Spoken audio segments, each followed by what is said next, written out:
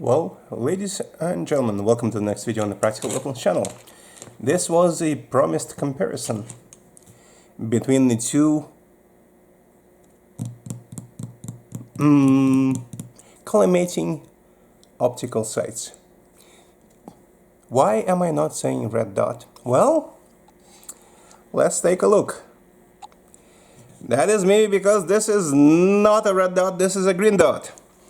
This is the Sig ROMEO-MSR. This is the green dot version. This is the model SOR or SQR, SGR, whatever that second letter stands for. SQR 72002. The red dot is 001. This is the 2MA green dot, purchased by me from Optic a few days ago. They're nearly impossible to distinguish between themselves, but when you look at them against the light, you'll see that there is a greenish tint to the green side, green dot, and a red tint to the red dot. See?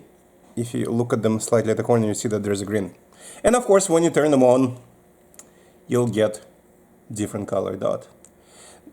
Is that important?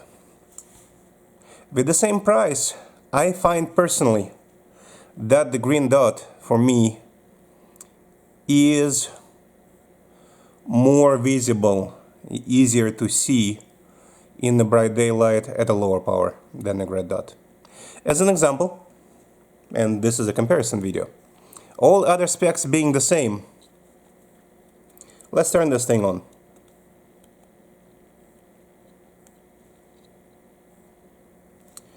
This is, if you can see it, and I'm going to turn the overhead light off so you can see it better against the dark surface, or even better, a darker surface. Power level 3. And by the way, this is a mag that was done for me at the NFA review shoot last November. This is my primary channel, Rubiar USA, in Russian. Only 20,000 subscribers. This is, as you know, my Palmetto AR-15 pistol with the MSR on top, the regular MSR, in exactly the same lighting conditions. At power level 3,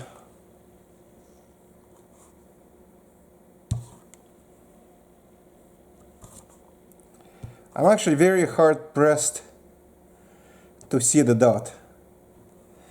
I need to go to at least level 4. And I would take it off, but I don't want to disassemble the pistol, so trust me on this. I'm basically looking at the same target at the same distance. And the target is my mag.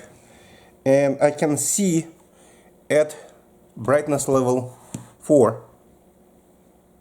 as you can see this here. See this is level 4. It is actually less visible than the green dot at brightness level 3. Same price, same sight,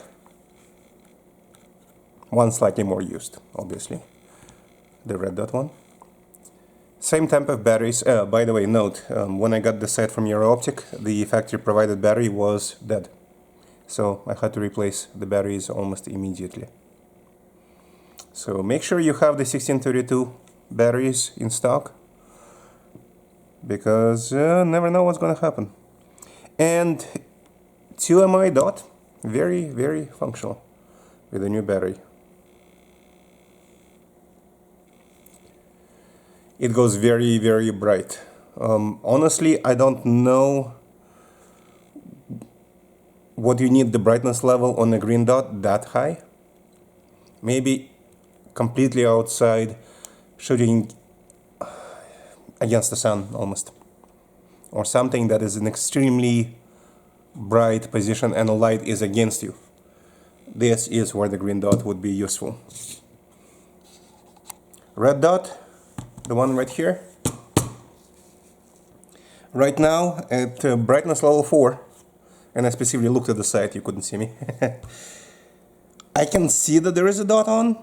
It's on top of my front side post, but it's not instantly grabbing my attention. A lot less than this site would at level 3. At level 3 it just jumps. It just jumps at you. You cannot miss it. Maybe that is why everybody is moving to green sites. Green dots. Everybody has it. EOTech has it. I don't know who doesn't. I think Aimpoint doesn't, maybe. But no, Holosun, EOTech, some other companies. So that's the basic comparison between the two sites. Honestly, I would recommend everybody to test at least this. And to my knowledge, this is the least expensive of the more reliable green dots. The closest thing would be a 403 series Holosun at $120 to $140. This thing was $109.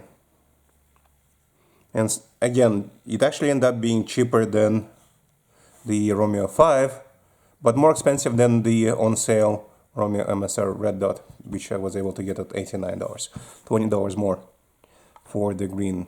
This thing you can find $90 to $100. Depends on the market, depends on the timing. The same restrictions, the same limitations, only the high mount. But if you have ROMEO-5, I'm actually wondering, these are both Romeo sites. Can you take the unused, in my case unused, low mount for the ROMEO-5 and install on MSR if you need a low mount? Don't know. Something to test. And also, what other mounts does this support? I will be researching. And you will find out in the next video. So that is the brief comparison. I am going to put it on some firearm. I need to decide which one to be able to compare to this one. Maybe I'll put it on one of my AR-15 pistols that usually has a LPVO. I have a longer 11.5 inch. This is a 10.5 Adams Arms pistol, for which I'm actually going to do a lot of other upgrades. It's intended for LPVO, but I might be able to put this on it for comparison and do range level comparison. That's all. Thank you for watching. If you have questions, let me know, and I will try to answer it. And of course, this thing came with the same tool, which is kind of useful. One thing I do want to mention again, I like the fact that there is none of this humongous screw in the mount concept on the Romeo sites. It doesn't need all this extra space or things where you can hit your fingers. I have bloodied my fingers against those mounting options on Aimpoint. My primary AR-15 pistol has an Aimpoint Pro or PRO on it with that huge bolt head on the side. If you don't like it, let me know. We'll see you in the next video. Keep practicing. Shoot your primary guns, shoot your secondary guns, practice first aid and self-aid. Dry fire at home if you can, and exercise. And if you like it or not, martial arts is also part of being a practical weapon, because practical weapon is you. Everything else is just a tool. See you in the next video.